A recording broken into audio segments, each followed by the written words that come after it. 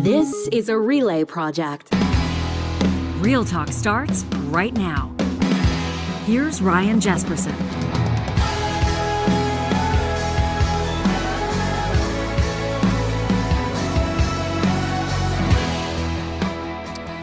Well, Alberta's getting set to welcome coal mining back to the Rocky Mountains.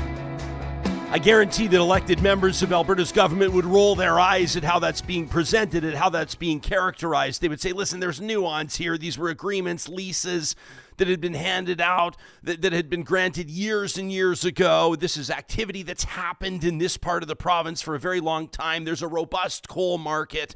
Were you to phase out coal completely, you'd lose hundreds of jobs. You'd decimate communities. Ryan, please, a fair conversation about this. Well, that's exactly what we're endeavoring to have. In just a second, you're going to hear from a fierce defender of the wilderness. As a matter of fact, a conservation specialist with the Alberta Wilderness Association, Kennedy Halvorson, is going to join us. We're going to talk to Dr. Sarah Elmeligi, who is a wildlife biologist, as you know. She also happens to be the elected MLA for Banff-Kananaskis. And of course, we have asks in with the members of the government as well. In particular, the Premier, hope to speak with her next week, and the Minister of Energy, Brian Jean. He's the one that sort of quietly announced. It was like a announcement on Inauguration Day, as Donald Trump was swearing in on the 20th of January, that Alberta was lifting its 2022 moratorium on new coal exploration and development in the eastern slopes of the Rocky Mountains. Why does this matter to you? Well, in theory,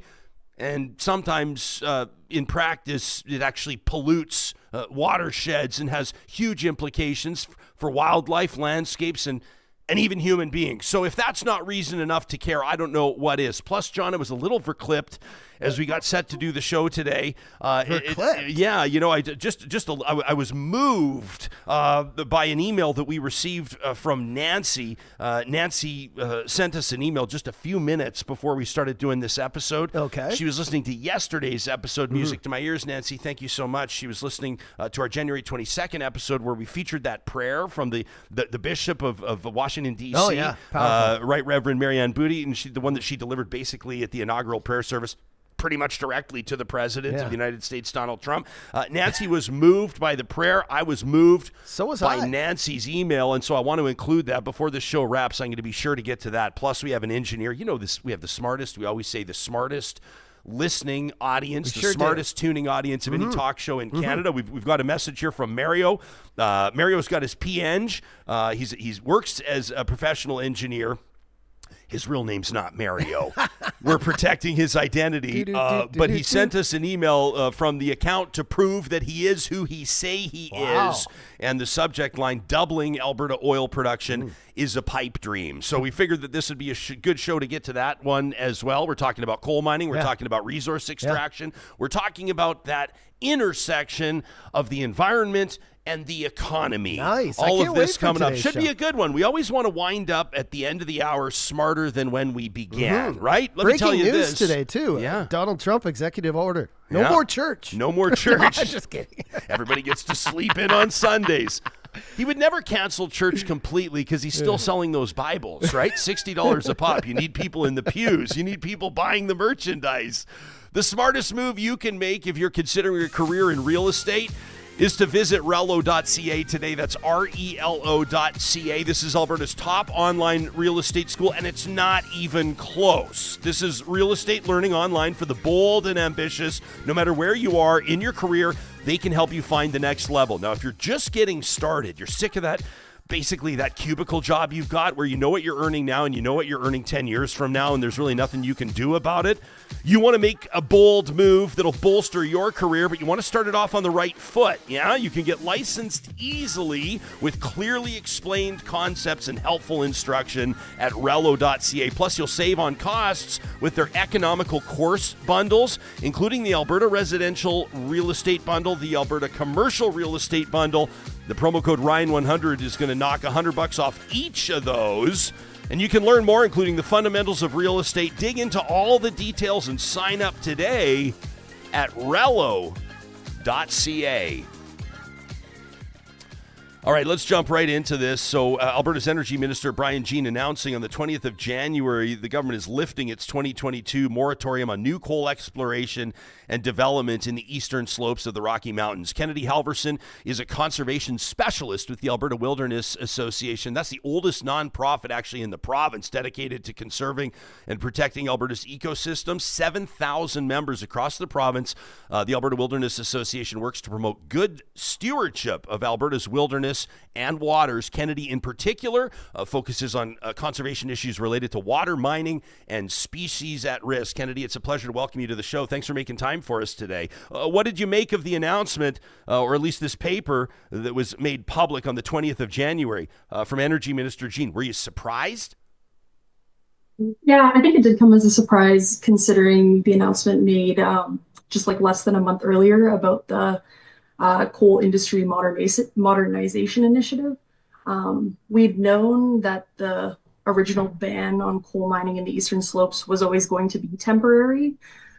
We just didn't know how long that ban was going to last. And so when the modernization initiative was announced and that Minister Jean said it would be finished by the end of the year, I think we all kind of thought we had a year before development sort of ramped up again. Yeah. Can you talk to us about, everybody's talking about the eastern slopes, and we'll talk about this Grassy Mountain project as well with you, but what is it about the eastern slopes? Why are they so special? Why are they so important? Why are they such a sensitive bit of territory? Can you help us understand? Yeah, so I think for a lot of reasons. So the eastern slopes is kind of the collective term to cover both the Rockies and the foothills. And so in an Alberta context, this is the area where we accumulate like most of our snowpack over the winter. And that snowpack makes up the majority when it eventually melts. It makes up the majority of the water that supplies all of our cities and our municipalities and our industry. So they're hugely important for water storage and filtration. They're also within the greater Yellowstone to Yukon sort of region, which goes, I guess, as the name says, from Yellowstone to Yukon, and it's a hugely connected like wildlife corridor, and it's relatively intact, which we don't see very much anymore. And yeah, so it's important to wildlife as a habitat. It's important for species migrating and moving. It supplies our water. It has a lot of biodiversity within it.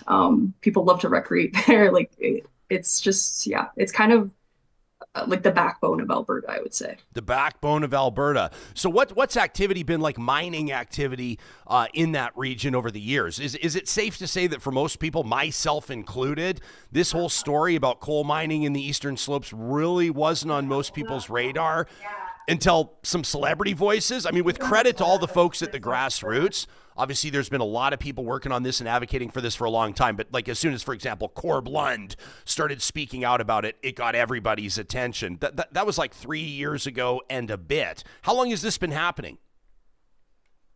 So, yeah, I think lots of times there's like many issues happening that we don't realize are happening until they personally affect us, right? So when we think about something like a coal mine starting at the headwaters of like something like the Old Man River, suddenly a lot more people are impacted than maybe if that coal mine was put elsewhere.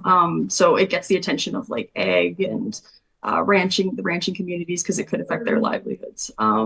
But this has been going on since about 2020, when the government first rescinded our 1976 coal policy. And so the 1976 coal policy was put in place. I mean, in hindsight, there's obviously things we could improve on, but for its time, it was pretty, what's the word?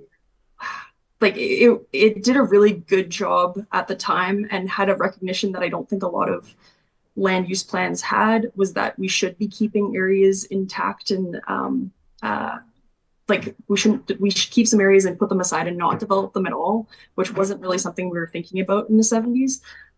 So the coal policy essentially broke the eastern slopes up into 4 categories, with the first category being like our protected areas or national parks. These are areas that we don't want development in at all. Category 2 was very limited amount of development in mining. So all the mining had to be underground. It was much more stringent to try to get an application through in category 2 lands. And then category 3 and 4 were then sort of less stringent as you went down. So we had that coal policy for many, many years. And then suddenly on like a random long weekend, I think in the middle of the year, it was quietly just removed with no public consultation, no one knew it was going to happen. And so it really took people aback. And it essentially opened up those category 2 areas that had been really hard to develop into just all types of mining, and people jumped in and got leases. I guess something else to actually, it's not that they jumped in and got leases, but the whole time those policies were active, people could still apply for leases, even knowing that they might not necessarily get them in the category 2 lands. And so when it was rescinded, those leases all just essentially got approved and went through. So it left us with a lot of areas that had previously been restricted, now open to development, which people got very angry about. It caused the government to backtrack on what they'd done. They had to create this committee that was meant to engage the public. And so that committee worked for, I think, 9 to 10 months, meeting with different stakeholders, interested public members, Indigenous nations. The Coal Policy Committee developed a bunch of recommendations that the government agreed to and said that they would take forward to develop a new coal policy. And so that's kind of where we were for the last 2 years, with the government has these recommendations on how to improve how we regulate the coal industry. And in the meantime, they had this long-term ban, this ban on until they could release that coal policy. And so we don't have a new coal policy. We have an announcement that we're going to get a coal policy, but it's unclear if they've taken into account any of the recommendations that they spent so long engaging on. Yeah. We're talking to Kennedy Halvorson from the Alberta Wilderness Association. I want to jump into our Real Talk live chat powered by Park Power, your friendly local utilities provider. Erica's in there. She says, I don't know much about mining, but isn't there technology to do it responsibly? You'd think in this day and age that there would be. Kennedy, obviously this is an industry that you keep an eye on. How has mining changed over the years? Somebody here, I think it was PNC Bio, said that the postcard doesn't exactly look the same with all these mining roads carved into the side of the mountains. How has mining, and in particular coal mining, evolved or changed over the years? Yeah, so I think as with every extraction industry, we have gotten better. We've gotten more efficient at extracting minerals. We have new technologies. There is more regulations in place. But I think at the end of the day, we often see that those regulations are just insufficient to prevent harm. So for instance, we are very frequently told here in Alberta that we have the most stringent, rigorous environmental standards in the world, and that keeps us protected. We know that can't possibly be true because there's been many environmental incidents within just the last year, or the last couple of years, I guess, that have, have been pretty severe. So in 2022 to 2023, when we supposedly have these robust environmental standards, there was 6 different incidents where coal wastewater leaked into the environment from operating coal mines and just legacy coal mines that had never been reclaimed. And the wastewater, they contain heavy metals, it contains chemicals, it contains compounds that at high enough concentrations do have harmful, deleterious effects. So that happened all under the current regulatory system we have. It happened with all the newest equipment and efficient mechanisms. I know the industry is they don't want to have that on their back, that they pollute the water with selenium. And I know that they're trying to put in mechanisms to prevent it. But I think Mandy Olsgaard, she's a toxicologist who used to work for the Alberta Energy Regulator and has been pretty outspoken about this issue. She pointed out that even if you can keep 99% of the selenium out of the water, it doesn't matter because it accumulates. So that 1% goes down anyways. And then as it accumulates and gets to high enough concentrations, it causes those negative effects. So until the industry can guarantee that it is 100% effective at keeping these metals and chemicals out of the water, we're always at risk of that. And then I think too, we're also operating on a landscape that these projects don't operate in isolation. They're operating while logging's happening. They're operating while other land uses like oil and gas are happening, while municipalities are expanding, while we're building more infrastructure. So we have to think how the cumulative impacts of all development affect the landscape and then make decisions based on that. It's not, will this coal mine harm, which it likely will, but will many coal mines or many developments in combination cause harm? Yeah. Talking to Kennedy Halvorson on our live chat powered by Park Power Alberta. Girl says Jason Kenney and the UCP members should be charged with fraud and treason for selling us out. Lorraine says drinking water for over 1 million people or a coal mine for a handful of jobs. What's more important, wonders Lorraine. Says the Elk Valley has huge problems with pollution, the water in particular, in spite of this big $1 billion spend. Super Chat Ken basically says this is a multi-billion-dollar fuck-up. Ken says either it costs Albertans in a lost court case or it costs Albertans with possible watershed contamination. Ken says it's a ludicrous gamble for very few dollars. Kennedy, the minister, Brian Jean, referenced these court challenges from these big coal companies as influencing the Alberta government's decision. The premier basically says, my paraphrase, that she's trying to protect Albertans here by lifting this moratorium, trying to protect Albertans from what could be expensive lawsuits. I'm not asking you to forecast how a court may rule. I'm not asking you to prognosticate around court proceedings, but how do you think that factors in? And is there any precedent for a government that's imposed a moratorium? I know there is, wind and solar as an example, on an entire industry, interrupting economic activity for months and months and months. And how would you compare the coal situation to others? Yeah, I guess I just think it's like very disingenuous from what I've read and heard from other kind of lawyers and law students on the issue. I think the government had other tools that they could have used before doing this. And I also think it doesn't recognize that the liabilities caused by coal mines they cost billions of dollars if we are on the hook for them. There's lots of examples. I think mining's a lot more prevalent in BC, and there's papers that have come out showing that the economics of coal mining are often, like, the proponents in industry are often overestimating how much worth they're bringing to the province, and then they're underestimating how much their liabilities are and how much it costs to actually reclaim these areas. It also is not, I don't think, recognizing the cost to other industries that will suffer should coal mines go forward. And now with this removal of this ban, it's not just the old man headwaters that we have to be worried about, right? Like where these new active coal or recently activated coal leases are, they're in the Bighorn, they're around Little Smoky, they're around the Kakwa area. So that's all the way, like, from the top of our eastern slopes all the way to the bottom. There's a lot more people who are now downstream of coal mining or potential coal mines that now have to kind of deal with that reality. Sorry. No, it's okay, Kennedy. You weren't when I talked about, when I was introducing you and basically kind of offering some brief opening remarks, and I can see you on the screen while the audience can't see you. And when I talked about that intersection of the environment and the economy, I kind of saw this. I saw this like physical, this like posture reaction from you. How do you reconcile that? Because it's not a like. Listen, like, I think most people want to see a robust economy. Like, that's, I think, for the most part, most people want to see that. I want to see our economy boom. I want to see everybody employed with good jobs. I want to see great social programs. I want to see a healthy communities, right? And then also, for obvious reasons, we want to protect our natural resources, the wind that blows around us, the air that we breathe, the landscapes, and everything else. So I don't see it as a choice. I think that most reasonable people don't see it as a choice, the environment or the economy. But how do you reconcile that? Like, I guess I'm asking you even personally as a citizen of Alberta. Mm-hmm.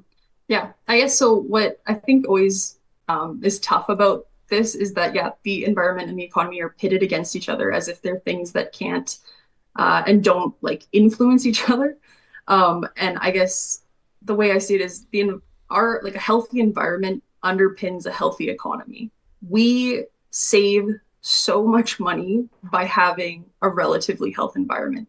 I don't know if you can put a price on having clean air or clean water or healthy soils that can grow crops and wild plants, or connected landscapes where like wildlife populations thrive, the ecosystems that store carbon naturally for us, right? Like we're kind of moving into we've moved recently into a place where we are trying to put a price on how nature benefits us in the form of like carbon credits and stuff.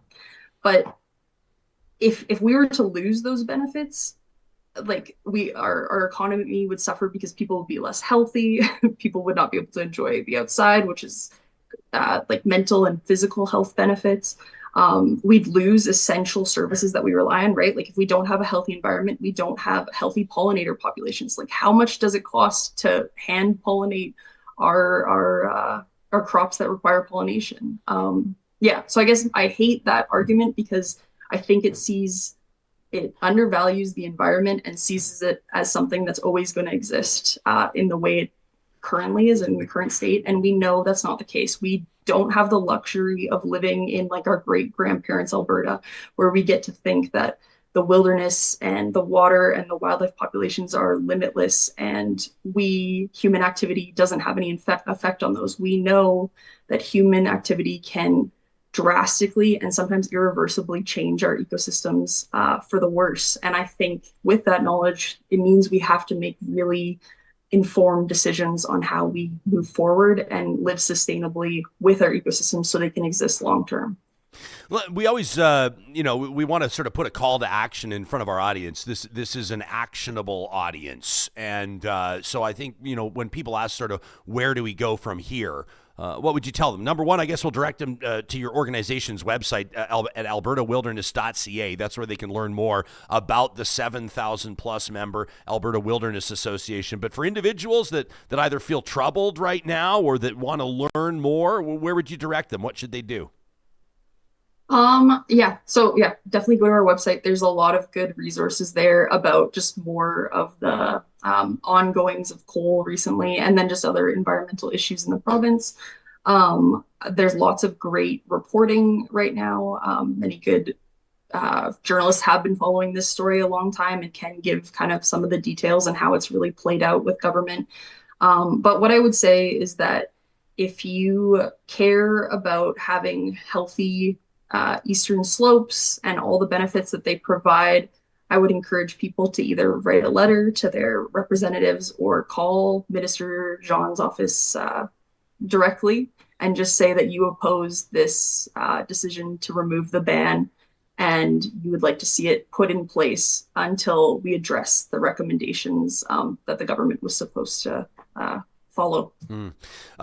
Kennedy, we've got former Calgary City Councillor Jeremy Farkas. I would suggest a potential mayoral candidate in the city of Calgary. That's not my news, and I have no insights. That's just my speculation. We'll have to catch up with Jeremy again soon. It's been a while since he was on the show. But he gives you a shout out in our live chat. I thought we'd wrap with this. He says a huge shout out and kudos to Kennedy. Former Councillor Farkas says we spent many hours together out at Glenbow Ranch during the advocacy campaign to save that park, and he says Kennedy was a big part of us finding a successful alternative solution. So there you go, a big endorsement for your work.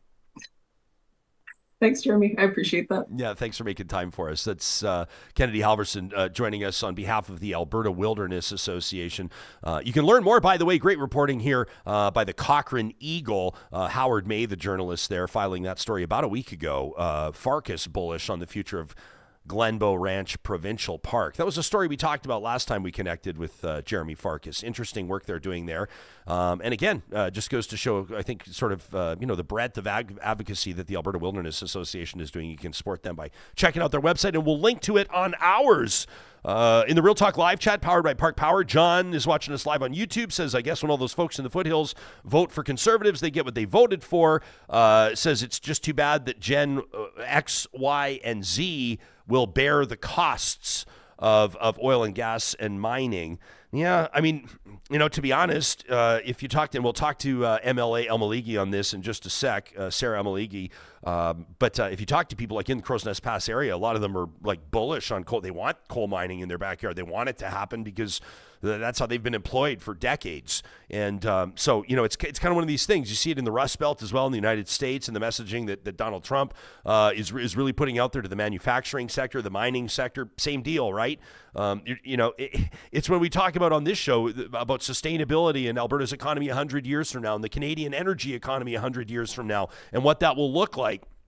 And like it's a tale as old as time, and I don't think I need to lay it out or explain it because you all see it play out in real time. Anytime we're talking about things like geothermal or nuclear or wind or solar or whatever, pushback typically from like the classic oil and gas, and I don't want to paint like an entire industry and a very important industry all with one brush, but kind of the general premise or the general response is like, fuck off, right? That's kind of the general premise that you get from them because they see it as a threat to their employment, a threat to their industry. Why would you leave it in the ground if it's all right there and there's global demand for it?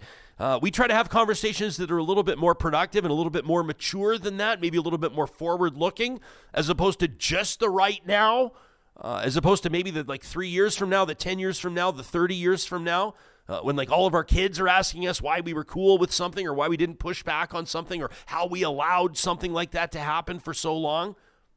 What's the equivalent of that, I guess, like for us? What did we ask our parents about? I'm not saying my parents in particular, but I think we had questions about all the parents that like smoked ciggies in their cars with the windows all rolled up. Yeah. Maybe. Why'd you try to give us all secondhand smoke cancer? What about the hole in the ozone and all that? Aerosol but we hairspray. Fixed that. We fixed it. It's pretty much receded. Did we heal the ozone I think it was layer? like 89% smaller than it used to be, and that was just How did we heal it? We got rid of CFCs in in a lot of products. Stop burning styrofoam, probably. That was part of it. Yeah, lots of things. So. Yeah. Have you ever been to, I've been to a camping trip recently. Somebody threw some styrofoam in the fire and everybody just flipped. But I love that. I love that example because it shows an example of where like we can reverse the effects that we're doing. So it's not for nothing that we talk about these things and talk about, doing more to help the environment. I mean, there's always going to be, we're never going to restore the environment. Like, I don't want to say humans are a cancer, but like just being here, population growing, it's always affecting the environment. We're always fucking it up somehow, but we can make, amends by, healing and doing as much as we can to not have it be so detrimental. And, there's people in the chat today and people who have emailed us who are on the other side. Like you said, they are people who are coal miners' daughters. I know that's like, I should put it in quotes because it's such Isn't that a band? But, yeah, but you know what I mean? They are friends, family, and people who work in coal mining, and we get that. But I mean, some of these locations, I mean, we were showing the pictures today. I mean, how can anyone on any party line look at that and be like, this is a good thing, right? Yeah. We've got obviously a robust conversation happening on our live chat. Old Timer in there, great handle, says coal mining has been conducted with environmental practices that have been world leading for many decades.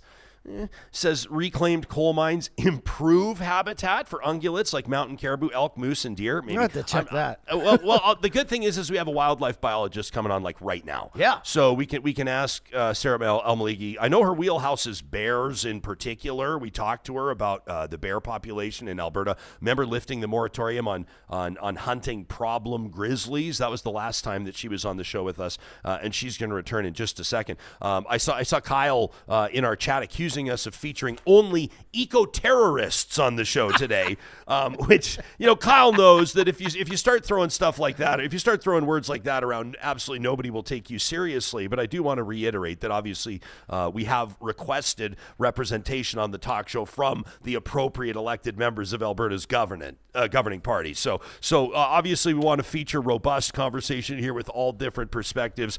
Sarah Elmeligi coming up in just a quick second. Then we're going to get to Mario's email about doubling Alberta oil production. First, I want to put on your radar arts lovers and arts lovers to be. Edmonton Opera has a phenomenal opportunity coming up for you at the very beginning of February. You're going to want to get your tickets to Bluebeard's Castle before it sells out, because it absolutely will. This is where love takes center stage. Why not surprise your loved one with an early Valentine's night out? Experience the power of love and memory in Bluebeard's Castle, a profoundly moving opera from the Theatre of Sound in London, where Judith's journey through Bluebeard's doors becomes a poignant exploration of dementia, identity, and the heart. It's directed by Daisy Evans with a new English libretto and music arranged by Stephen Higgins, a story that will guarantee to resonate deeply with anybody touched by memory loss. Don't miss Bluebeard's Castle, February 1st, 4th, 6th, and 7th at the Jubilee Auditorium. You can get your tickets today at edmontonopera.com. And then we've got you covered for your social schedule in March as well. We've been talking about how proud we are to be partnering with the amazing team at UCAN Youth Services, that Edmonton-based nonprofit that works with young adults aged 18 to 24, helping them out of harm's way and onto a path of economic independence. You can learn more about their work. I want to mention that they have outreach workers and mental health counselors under full-time employ, which means there's always relentless resources available for these young people to get them on the right track. But one of the big ways that they fund the work that they do is through their comedy nights, and I'm really excited to be attending these in March.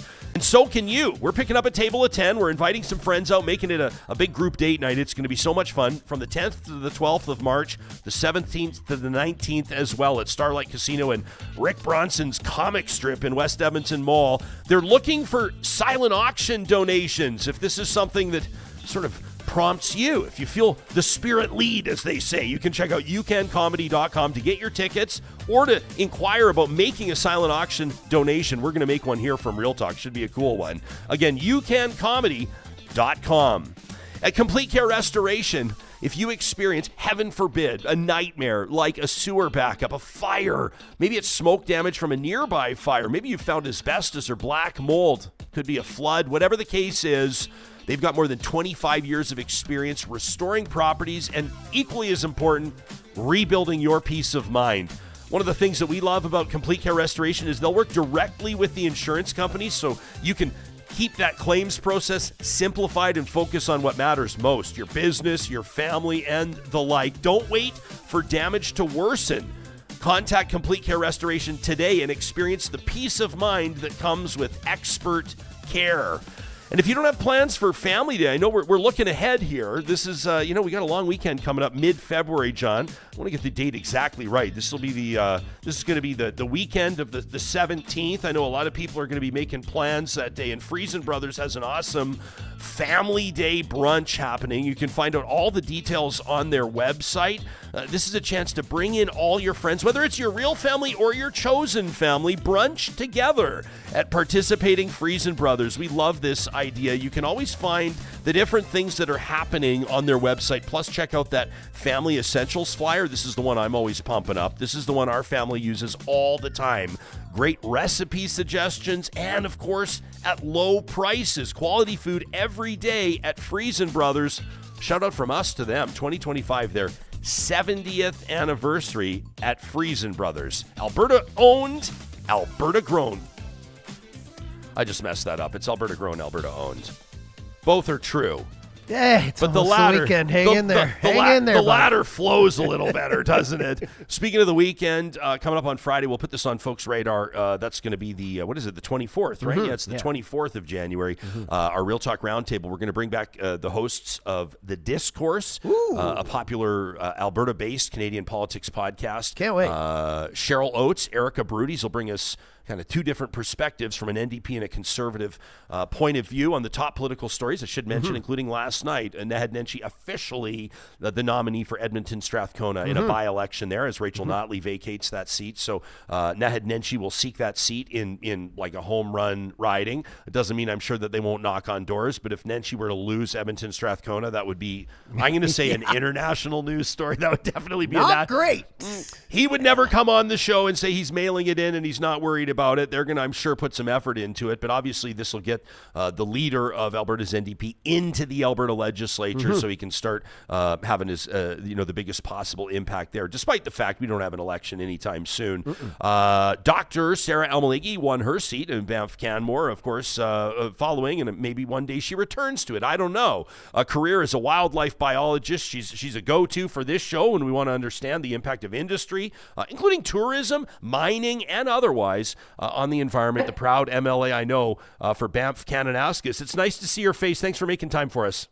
It's always nice to chat with you, Ryan. Thanks for having me back. Always a pleasure. Yeah, as I asked Kennedy Halvorson from the Alberta Wilderness Association, what was your first thought on the 20th of January when you saw Alberta was lifting that coal mining moratorium? What was yours? WTF? Excuse me? Yeah, how come? What is going on? I'm astounded that we have a government in place right now that continually wants to push this coal issue forward when Albertans have made it so clear that they do not want new coal mines on the eastern slopes. So I do not understand why this bizarre fascination that the UCP has with coal mining on the eastern slopes. So it's so clear it's not something Albertans want. Okay, so the government says, and this is, so we'll get you're kind of in an interesting spot. You can even read how we have you fonted on the screen. People watching this, we have you as biologist and MLA because you kind of come at it from two angles.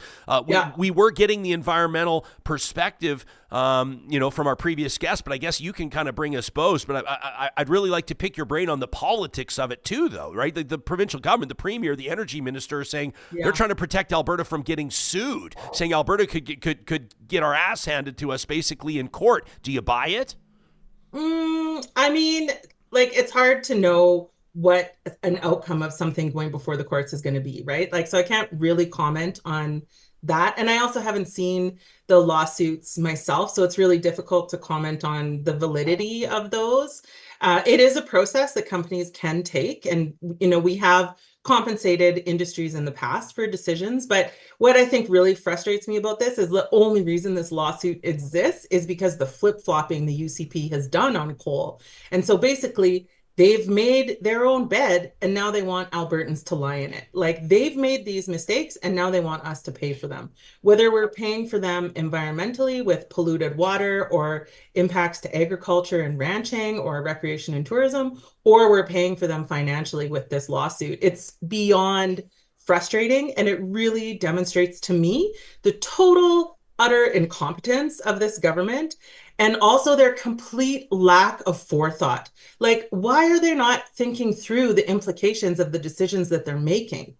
Yesterday in my office, I kind of filmed this coal explainer video that just really sums up all of the decisions made over the last 4.5 years that have kind of brought us to where we are today. And the video is in 3 parts because they keep making decisions and then trying to reverse them and then going back again. And then, it's so back and forth. So that just creates inconsistency for industry.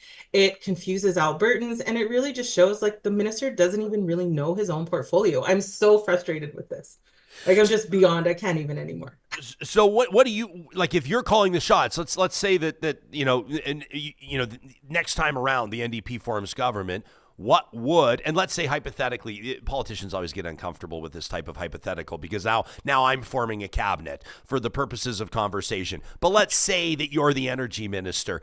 You'd probably be the Minister of Environment and Parks, but that's not my call. But let's say you're the energy minister. What is Alberta's, we talk about this intersection of the environment and the economy, and full well, obviously, that you've got to pay close attention to both and that both are very important. What would Alberta's coal policy look like? Oh, that is such a loaded question, Ryan. It is really hard for me to answer it. You're right. But I think there's a couple of things that automatically would need to be done. So the government is creating an updated coal policy. Great. They've said they're only going to consult with the coal industry on what that policy is. That's ridiculous. Clearly, Albertans should also be consulted because they have really strong opinions.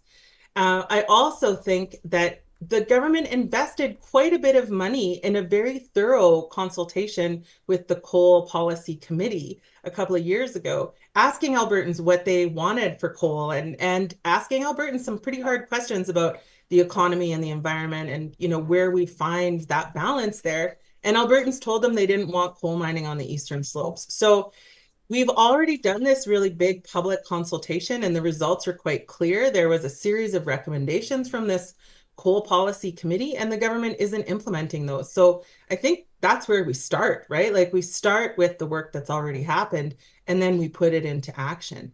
I think what's really hard with the decisions and the way that they're being made right now is that nobody understands why. So it really leads to this distrust in government of like, how are these decisions being made? What are the conversations that are happening that Albertans aren't privy to that has brought us here? And there's the need for much more transparency to really understand like what's happened behind the scenes too. You're referencing this provincial panel. I want to credit Joel Dryden, who's doing the reporting on this for CBC News. This was published like a day ago. Basically, the headline: Member of Alberta Coal Mining Committee feeling disgust and dismay over the new plan. For the background for folks listening, this panel was created, a 5-person panel in 2021 by then Energy Minister Sonia Savage under Jason Kenney, obviously a United Conservative minister, to consult the public on the future of coal mining in Alberta. This member of that 5-person panel says he's, quote, in a state of shock about the province lifting that ban on coal mining in the eastern slopes. This is Bill Trafford is his name, was a member of the Coal Policy Committee, president of the Livingstone Landowners Group. They've been punching out of their weight class for a while now. He says, our committee just can't believe that the government would ask us to do all this. We did it in a way that was probably much more thorough and more positive than anything they'd ever done in terms of public engagement. And then they say, well, we're going to throw that in the dumpster and go ahead with what the coal industry thinks they want to do. That's kind of a damning indictment of the whole process. Yeah, it really is. And that's part of what's so frustrating about this, right? Like we've invested tax dollars and expertise and months of public consultation. They talked to thousands of Albertans. Like 29,000 people participated in that public consultation, and and Indigenous groups also. And the biggest result was that like over 80% of Albertans do not want coal mining on the eastern slopes. Like they were very clear about that. And also the vast majority of Albertans don't trust how coal is managed or planned or considered on the landscape. So we've got this, like Albertans are opposed, and also they don't trust the government, but then the government keeps making decisions to feed more into that distrust. So it's really problematic. And I also find it problematic that, like, I was talking to somebody at an event last night and they were like, I feel like this has to go to court because how else will we get the answers as to what actually happened behind the scenes? So some of those same ranchers, and what I've learned in this whole process too is like never piss off a rancher because oh my God, they will not give up until they get the answers that they want. For like a million different reasons. Don't hunt on their land without permission. Don't mess with their water. Don't mess. 100%. And you gotta love them, right? Like they're growing our food. They're living on the land that's going to be most impacted. And so some ranchers also filed a FOIP request with the Alberta government in 2020 to get to what was the background that led to the coal policy being rescinded in the first place. And the government has refused to release those documents also, and has appealed. A judge ruled that they had to release like thousands of pages and thousands of documents. And Minister Brian Jean is appealing that decision from the judge. So we have all of these processes in place for the public to hold the government accountable, and our current government is finding ways around them so that they don't have to share with Albertans what happened and what conversations were had and what led to these decisions being made. And that's really, really problematic, right? Like we can't have a government that isn't willing to share this information with Albertans, especially when Albertans are so worked up about it. Like protests in Fort Macleod, Lethbridge, Calgary. I mean, 3 protests in the period of a week with hundreds of Albertans showing up and -20. That says something to me. Yeah. Jeremy's watching us live right now on YouTube. What's up, Jeremy? He says, I thought Albertans liked their mountains.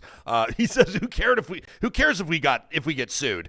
He says, as an Albertan, pay off the Australians. Talking about the big mining company. I sort of echo Jeremy's. Since when is Alberta afraid of going to court? Alberta politicians have made careers over going to court and spending tens of millions of dollars on court cases and fights that in many cases there's really no chance of winning. But that's never the position you take. I recognize that any lawyer right now listening will cringe when I say no chance of winning, because that's never how you approach it. But since when is Alberta afraid of battling in court? I don't buy it. I don't either. And I'll also just add that we have a history, as all governments do, of compensating industry when decisions are made to prioritize protection because Albertans are demanding it, right? So the mechanisms exist to say, yeah, we made a mistake, but Albertans really don't want this to happen. And so let's kind of compensate you for the expenses you've already incurred, or whatever. And it's not going to be in the billions if those conversations happen. And the other thing is, one of the owners of Montem coal mining has also said rescinding this ministerial order doesn't necessarily stop them from suing the Alberta government for compensation. So the action that they've taken to stop the lawsuits doesn't actually stop them from happening, and opens up the eastern slopes for coal mining, opening up a whole series of risks to our water. So we think about this as something that affects people who live, in Sundre or Rocky Mountain House or the Crow's Nest Pass. But actually, if you drink water out of the tap, it affects you, because selenium in the water bioaccumulates over time, and every single person, animal, fish that requires water will be impacted by these decisions if they live downstream from a coal mine and even into Saskatchewan. So you can't really mess with water pollution in the headwaters. It's the worst possible decision we could make. Sarah, before I thank you for your time, I'll note that you're doing this interview on short notice. Is there anything I haven't asked you about, or anything that I've missed that at this stage in the conversation is relevant that this audience should know about? Well, I guess the one thing that I'm getting a lot from people when I'm out in the community is, what can I do? And so what I'm telling everybody right now is just keep those emails coming. Call the minister, call Minister Jean's office, call the Premier's office, send those emails. And also, I think it's time we started asking Minister Schultz where she is on this. She is tasked with protecting our water. She's the only cabinet minister with that responsibility.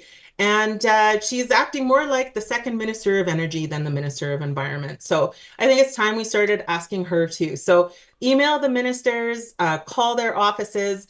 I mean, keep taking to the streets if that's what motivates you, and talk to your friends and family about this issue. We cannot let this issue die, and we have to keep pushing forward until coal mining is not permitted on the eastern slopes. That's Dr. Sarah Elmeligi. She's the MLA for Banff-Kananaskis, and she's the opposition critic for environment and protected areas. Thanks for doing this. We appreciate it. Thanks for having me, Ryan. Good to see you. Have a great weekend. Yeah, you as well. Thanks very much. Real Talkers, you can let us know what you think about this. To talk at ryanjespersen.com. Seeing a lot of chat on the live chat. No surprise there. And Johnny, you've just put up a poll as well for those that are watching us live on YouTube right now. Should coal mining be expanded along the eastern slopes? We've got 80% say no. Okay, 80% early returns on that. That kind of mirrors where the province is at. You know what I like about that, John? That goes to show that our live tuning audience mirrors our home province. That's when it what comes we like to to political hear. leanings, we know. Inclinations and otherwise. Tom asks us a challenging and very good question in our live chat powered by Park Power. Tom says, what if this was like lithium or copper or gold or graphene being mined or other critical minerals that were being mined instead of coal? Would people feel differently? Tom, that's a fantastic question. Because if this were just to be aesthetic impact, right? If this were just to be like, as they say, dramatically and accurately, you've been showing some video. I know a lot of people will listen on the podcast. If you're doing so, you can just Google, mountaintop coal mining in the Rockies and get, pictures on what it looks like.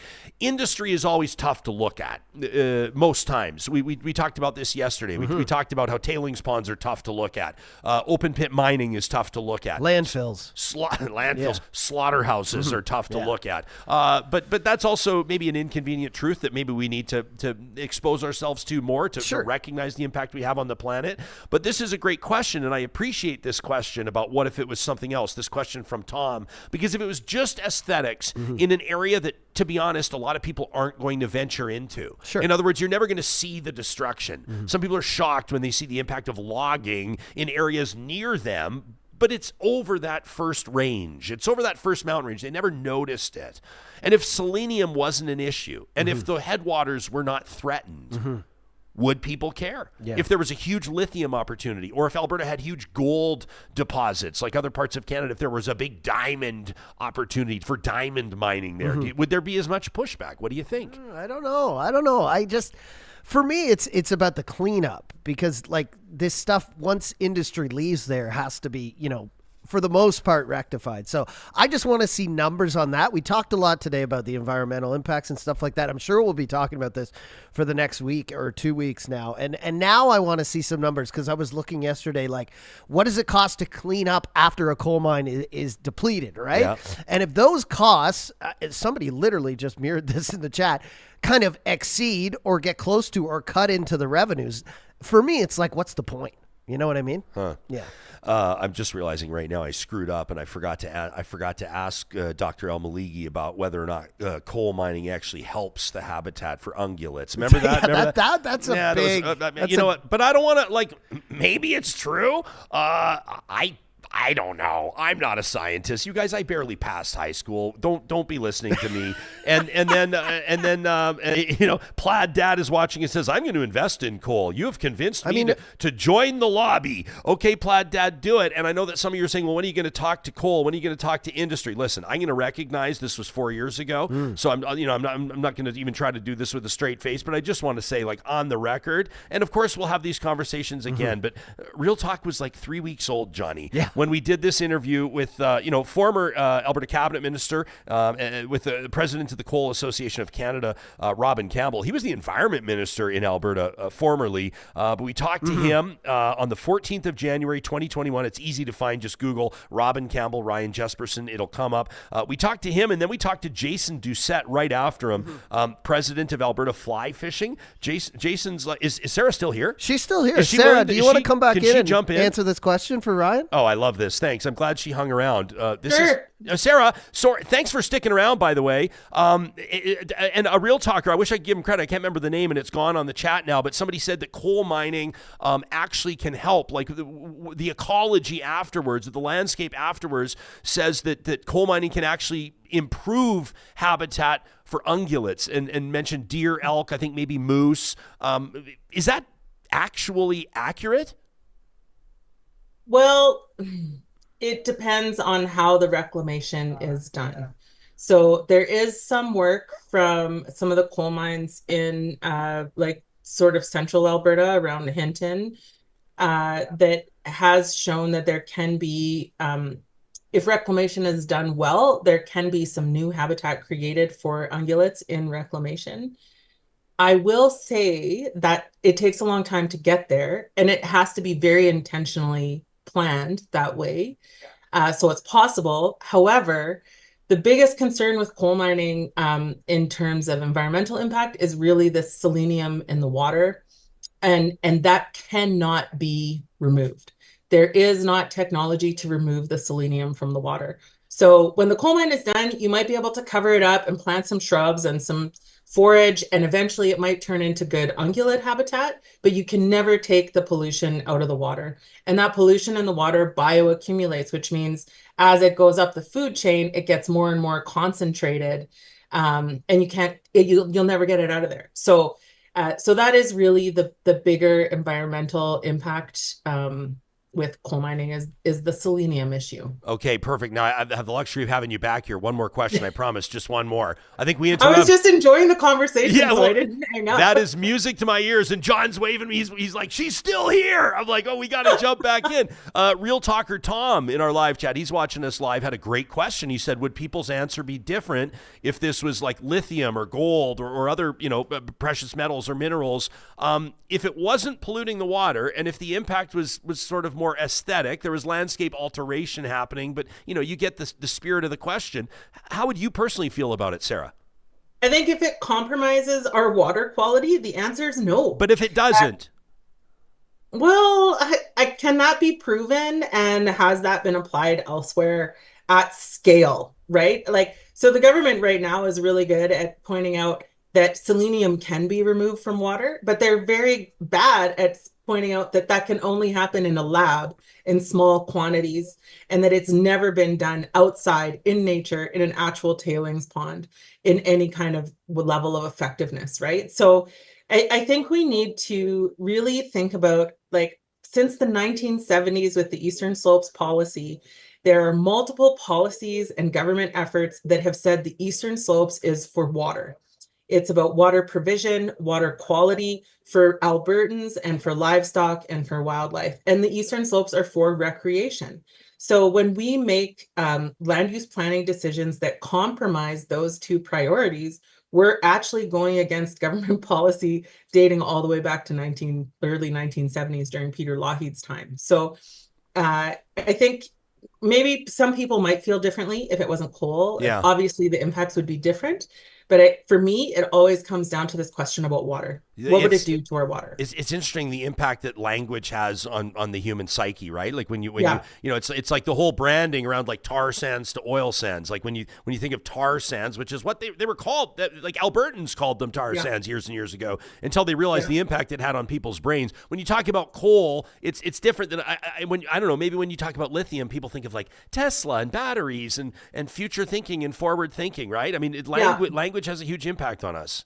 But this is also why land use planning is so important, right? And land use planning isn't a sexy conversation, so nobody ever wants to talk about it. But one of the reasons why the UCP said they would hold off on coal development until land use planning would be completed is because we look at the Eastern Slopes as Albertans and we really want this landscape to be everything for us, right? Like we want it to be forestry and coal, apparently.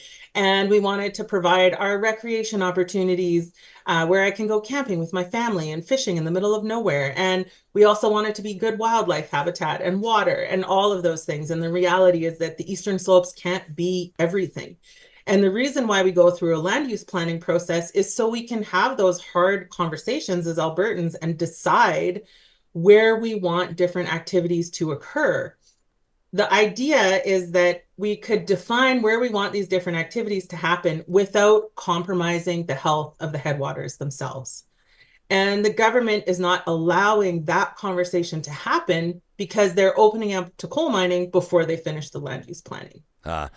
So when you talk about other minerals we could be mining, I feel like it fits into that same conversation is like, what do we want this land to be for and how do we get there? Yeah, fair. And we should mention that what were they call them like the category 1 lands or whatever, that's still in place. The 1976 coal policy remains in effect, restricting developments in parks, wilderness areas, and wildlife sanctuaries. I don't think that's something we should get too excited about. That's kind of a no-brainer. That should be obvious. I mean, I think if the government opens up, the door for like coal mining in the provincial parks, I think people will that's when people start chaining themselves to equipment. Like that's when people start maybe. losing I kind their of minds. feel like some Albertans are that upset right now, right? 100%. Yeah, coal mining in category 1 is not even on the table. That's all protected areas, right? It's really this coal mining in the category 2 lands that are public lands, not in parks and protected areas. They're still in the headwaters. There still are recreational havens or destinations. And they're still a big part of making sure that Alberta's water stays healthy and plentiful. Yeah. And so that's really the space that we're talking about that's really challenging is these category 2 lands. All right. Thank you again. Thanks for popping back in. Yeah. We appreciate. I promise no more surprise questions. Okay. All right, good. I'll talk to you later. Yeah, you as well. Stand by, Sarah. We might Stand by in case we have any more questions. we just have her in every day. Heidi's watching us on YouTube. Heidi says, I remember that guy. She's talking about Robin Campbell. She says, he tried to say that selenium is just salt, didn't he? And that's one of the, we've done a couple of past episodes. We've done like the top 10 statements uttered on Real Talk, or the top 10 Real Talk moments. We usually do them once every year, once every couple of years. And that selenium is just salt statement on Real Talk. I remember we had what would it have been, like a chemical engineer or somebody on the next day, some expert on the next day who like blew a gasket over that comment. But yeah, you're right, Heidi, and great memory. That's 2 points for you, John, if you could mark Heidi down for 2 points on the Real Talk scoreboard. I also did some Googling here. For what it's worth, just learning, is it the Fuqua Centers, Fuqua, at fuqua.duke.edu at Duke University. Shout out to Duke. Lithium mining processes responsible for water and air pollution. I mean, sort of like, listen, I'm not again, balanced, reasonable, which industry does not contribute some form of pollution? I'm not saying we give a pass to polluters. Absolutely not. I have a 2-year-old. I have a 9-year-old. We're all on the same page here. Most of us are. So when you say there's water and air pollution, how much, relatively speaking, something we should look into, something we should learn about. But they report that brine extraction, I don't know a lot about it, can lead to pollution of air and water in the areas surrounding the operations, as well as land degradation, deforestation, and huge amount of lands needed to sustain the business case for lithium mining.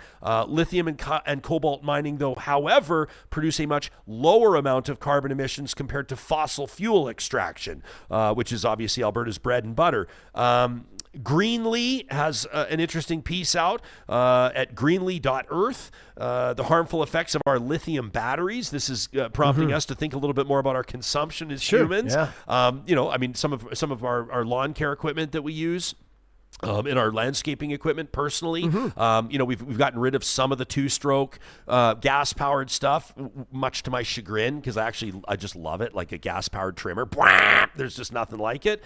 But we're using lithium battery-powered stuff now, and you feel it's more like the batteries don't last long enough for my satisfaction, but that's it. Maybe I'll fire up a flamethrower on that. You always got to tomorrow. have that backup battery. But I have felt like I pat myself on the back. I felt like I'm doing something for the environment. But how much have I learned about the lithium extraction process? Not much. We're learning right now in real time. Uses a lot of water. Per metric ton of lithium, I have no reference on sort of how much lithium you need for your average 40-volt battery, but approximately 500,000 gallons, that's 1.9 million liters per metric of water per metric ton of lithium. So that's a lot.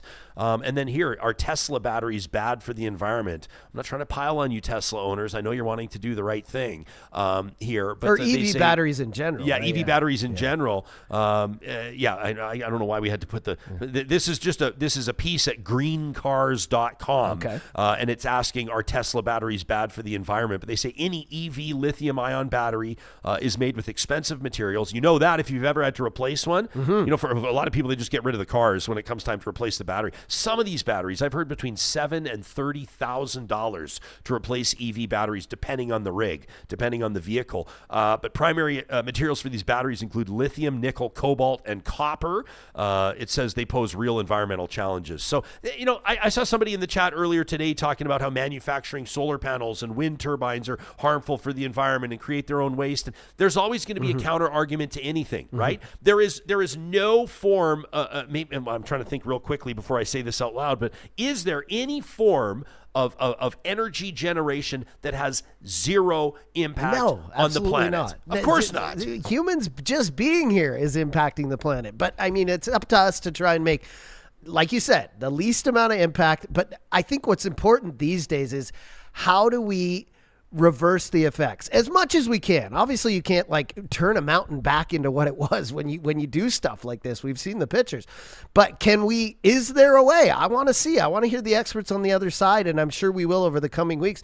Hey, if there's coal mining companies out there that can show me that, hey, we can clean up afterwards. It won't totally deplete the revenue that we've already made. It won't negate it. And here's what it looks like. Here's what we've done in other places. That's what I would like to see, because the most we can do post is what we have to do now. We talked about this with orphan wells and everything. Like, we need to do, it's not so much what's happening during, it's negating what, or trying to, save the water during, obviously, and all these things we're talking about today, keep the drinking water safe and the air and the pollution and all that. But afterwards, I want to see how we can, make this better for, like we were just talking about, the animals and the people who live around these places. Because, yeah, it is. I like how you said that. Like, it's kind of out of sight, out of mind when you're talking about these vast places that, like you said, most people aren't going to go unless you're like a hiker or somebody who goes out into the wilderness. Yeah. It's out of sight, out of mind. That's another reason why these companies do this stuff so far from civilization, right? Yeah, absolutely. I want to shout out Stephen Mag, who's watching us live on YouTube right now. And Stephen, I see you've got a series of comments. I'm probably going to miss some of them, but ultimately we'll bring this around to crediting some local but some local non-corporate journalism that's happening. Stephen says, perceived benefits on the economy have taken priority over the ecology or the environment. And Stephen's right. Goes on to say, it's turned out there have been major AstroTurf campaigns from CAP, the Canadian Association of Petroleum Producers, from lobbyists driving these things locally to steer folks in that direction. Says Brett McKay broke this story a while ago. Stephen goes on to say tens of thousands of dollars spent on Facebook ads to push this coal project. And he says, I recommend everybody check out McKay's reporting in the St. Albert Gazette. So you can check out stalbertgazette.com. They do a good job. Brett McKay, a local journalism initiative reporter. And I just Googled his name in St. Albert Gazette, and I see a bunch of stories popping up on this, including one that he filed on the 4th of January, so a couple of weeks ago. Government of Alberta, what are the actual contractual obligations to coal companies? So a shout out to Brett McKay, who I don't know personally. We should get him on the show, definitely. 100%. And a shout out to the St. Albert Gazette. They're doing an amazing job out there in St. Albert amid real challenges to the traditional print industry. So good to see good journalism happening. And shout out to Stephen, thanks for putting that on our radar in our live chat. I got a couple of emails I want to get to, including whether or not Alberta can actually double oil production. Cool. We've got a great email from an engineer from Mario, who's a friend of the show. But first, I want to thank those of you that have signed up and purchased your golden tickets to join us in a couple of days on the 25th of January at the Edmonton Chamber Ball. It is my pleasure to let you know that this is officially sold out, as we knew it would be. It's going to be an incredible night. It's the hottest night in Edmonton's business scene, Chamber Ball 2025 at the Edmonton Convention Center. I'm thrilled to be throwing the tux on, Johnny, and I'm going to be hosting that again alongside the Chamber CEO, Doug Griffiths. For more than 135 years, the Edmonton Chamber of Commerce has championed growth, innovation, and profitability in Edmonton's business community, representing members ranging from small businesses all the way to large enterprises across all sectors. The Edmonton Chamber of Commerce advocates for interests at all orders of government, fostering a thriving and sustainable business environment. They've got strategic partnerships and innovative services, and they empower businesses to succeed and contribute to Edmonton's prosperity. You can learn more and become a member today by visiting edmontonchamber.com. I can't wait to see all of you on Saturday night at the Chamber Ball. Building, preserving, and protecting wealth takes expertise and careful planning, and that's why North Road Investment Council offers bespoke strategies for investing, financial planning, insurance, and I love this, their digital risk advisory services. You can connect with Marshall, Carey, and their team today to learn more, including on what that digital risk advisory looks like. They can protect you in a way you don't even know you need to be protected. Check out their website. Connect with them today at northroadic.com. How many of you could use a little extra space in your home? How many could use maybe a little bit more of an organized setup? That's what California Closets does better than anybody else. Custom closets and storage solutions for the entire home, including spare bedrooms, home offices, garages, boot rooms, entertainment centers. If you can dream it up, they can build it in a way that'll blow your mind. Stay within your budget and be guaranteed for life. It all starts with a free consultation. You can book that today at californiaclosets.ca. And with all this talk about industry and sustainability and the future of energy, how can we not give a shout out to incredible partners of this show? They've been with us since day one. Kubi Renewable Energy, solar energy solutions to power your life. You know, Kubi offers free quotes, and just because the snow is falling right now doesn't mean their team's not at work. As a matter of fact, they're hiring right now. But if you'd like to have a team up on your roof putting up solar panels first thing this spring, you're going to want to register to get that free quote today. They can get the engineering done. They can check if you qualify for any government incentives, maybe knock a few $1,000 off the price, and of course make sure that their team is there ready to help you go green first thing this spring. You can get that quote today for free at kubi.ca. I also wanted to note that we have somebody that lives in Edmonton, Strathcona in that riding that will not be voting for Naheed Nenshi, Tommy Temper. Great handle, Tommy. Thanks for watching. Tommy Temper. I love it. It's like Tommy Temper lost his mind. He's like, I warned you. But Tommy says, look, I live in Old Strathcona and I will absolutely never vote for Nenshi. Sorry, I'm not interested in the woke NDP. That from Tommy Temper. If you're just joining us, Naheed Nenshi acclaimed last night as the nominee in that by-election for Edmonton Strathcona. The United Conservative Party, they're going to be holding a nomination race. Said, they're basically, going to, this is per Dave Prisco, who's a spokesperson for the UCP, in a statement to the Canadian press, says that the Conservatives will have a nomination contest, quote, so that Edmontonians get to actually choose their candidate and not have somebody parachuted in. Says our candidate will actually be from Edmonton and care about the issues of Edmontonians. That from Dave Prisco, UCP spokesperson. So we don't know who will be representing the UCP yet. We'll let you know. So obviously there's fair coverage on the show, but Naheed Nenshi acclaimed. They're trying to get, the NDP's trying to get their leader into the legislature as soon as possible. And this seat seems like a no-brainer. You and I don't know if we've talked about this. Are you a little surprised he's running in Edmonton? Did you think he might wait for something to open up in Calgary? The former mayor of Calgary? Yeah, I thought about it. Mayor of Calgary? Yeah. Feels kind of weird that he's running in Edmonton, doesn't it? But hey, if he can win there, then it shows, support, not just I down where he was mayor for so long, right? I guess. But I mean, yeah, I thought he would run in Calgary as well. Yeah, I thought so too. So we'll see. Let us know what you think on that. To talk at RyanJespersen.com. Maybe a flamethrower submission for our next episode on Friday, presented by the DQs of Northwest Edmonton and Sherwood Park. Just under 2 weeks ago, we talked to Dr. Heather Exner-Perot from the Macdonald-Laurier Institute and Max Fawcett, who's the lead columnist at Canada's National Observer, about Danielle Smith's vision to double oil production in Alberta. And these two, Heather and Max, debated back and forth whether or not it's doable. Yeah, it got heated. It did get heated. It was good. I loved it. Go watch our short on TikTok, Instagram, YouTube. Yeah.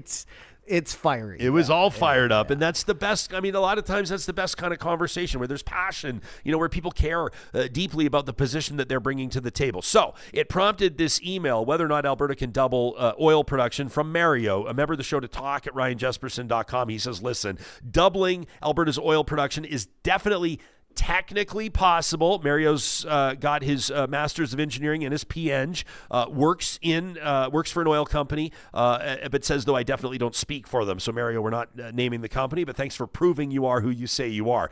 Says doubling our oil production is definitely technically possible, but also completely unrealistic. Says current Alberta oil production averages like 4 million barrels a day. The big four oil sands producers account for roughly 3 million barrels of that, about 75%. Says while we do have traditional oil plays and shale oil plays available to truly double production, it would mostly come on the back of the oil sands. And the mega sites like Suncor and Syncrude and Horizon and Albion, they each produce about 500,000 barrels a day. Doesn't that blow your mind to think about production? Like 500,000 barrels a day. Says, and some of them, it's less than that. Says we'd have to bring 8 more of those online. The last big oil sands facility to come online was Fort Hills, which had its first oil way back in 2017 at a price tag of around $15 billion for about 200,000 barrels a day. The facility took 5 years to build and another year or two to design. Says the timeline is muddy because it was paused for a while. So the oil company, says Mario, would need to commit in the range of $300 to $400 billion or more, and it would take us 5 to 10 years before that starts returning any money on that investment. And all of this at a time when oil companies are restraining capital due to the uncertainty of the future of oil. They're maximizing profits right now by driving down current production costs. There'd also be the issue of the fabrication facilities, material availability, and construction worker availability. If any oil company CEO proposed this scale of investment in Alberta right now, they'd be forced out by the board and by shareholders for reckless capital spending. It's an incredibly risky investment to commit to based on the current president who won't be in power, Donald Trump, by the time that oil production would actually begin. Mario says, so realistically, oil companies are going to increase their outputs, but it'll be incremental increases from optimization efforts and small-scale expansion of existing facilities. Mario says, in my opinion, Fort Hills will be the last new oil sands mine ever built in Alberta. That from Mario, a P.Eng. So thanks for that. Interesting stuff. Always want to get different takes on this. You can send us your thoughts if you're working in the space. We do protect the anonymity of those who ask for it. It's as simple as just asking us in the note. We always want to verify that you are who you say you are. It gives obviously more credibility to your position. That's what Mario did, and we appreciate it. Also wanted to share something else. We shared this prayer, which is kind of unusual for this show to open with a prayer, but it was a notable prayer. It was a prayer heard around the world by the Right Reverend Marianne Boud, she's the Bishop of Washington, D.C., and she delivered this prayer. I mean, typically when people are praying, they're praying up, but it felt like she was kind of praying out at the President of the United States at the inaugural prayer service. And that prayer from the Right Reverend prompted an email from Nancy, a Real Talker. But first, for those of you who may not have heard it, it's like 30 seconds. This was just a couple of days ago. Let me make one final plea, Mr. President.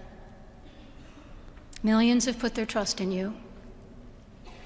And as you told the nation yesterday, you have felt the providential hand of a loving God. In the name of our God, I ask you to have mercy upon the people in our country who are scared now. There are gay, lesbian, and transgender children in Democratic, Republican, and independent families, some who fear for their lives. And the people who pick our crops and clean our office buildings, who labor in poultry farms and meat packing plants, who wash the dishes after we eat in restaurants and work the night shifts in hospitals, they may not be citizens or have the proper documentation, but the vast majority of immigrants are not criminals. They pay taxes and are good neighbors. They are faithful members of our churches and mosques, synagogues, wadara, and temples. Powerful stuff.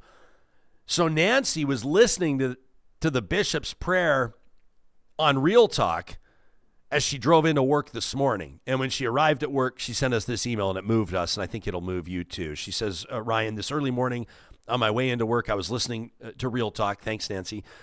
Says, which began with a prayer from Bishop Marianne Boud for the president, for Donald Trump. Nancy says, all of a sudden I started sobbing, and I sobbed the whole way. I don't even remember the last time I cried this hard.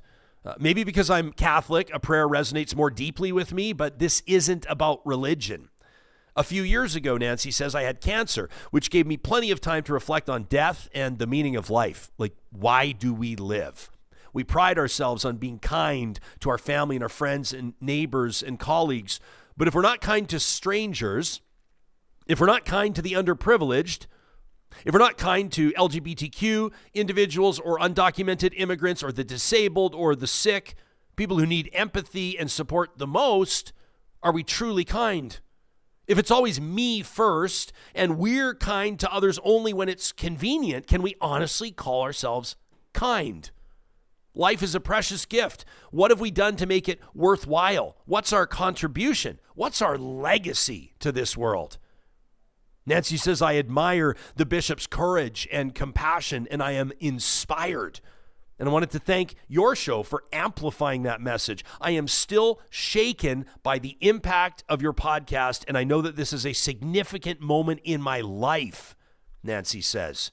And for the remainder of my years, I want to celebrate life and respect others and embrace kindness and courage and, within my sphere of influence, support others. Nancy, in my 20 years of hosting shows, this is one of the most powerful messages we've ever received. And I want to thank you for that. And I vow to you that I will walk with your words today and beyond. You can send us a message anytime. Sometimes it's going to be as serious and life-changing as what Nancy just shared. And sometimes you just got to let me know that you think I've got my head so far up my ass you can see my eyes through my throat. Whatever it is, talk@ryanjespersen.com is where you can reach us. Without you, the Real Talk community, this show is nothing. You're why we do it, and you're why we'll be back at it again tomorrow. We'll talk to you then.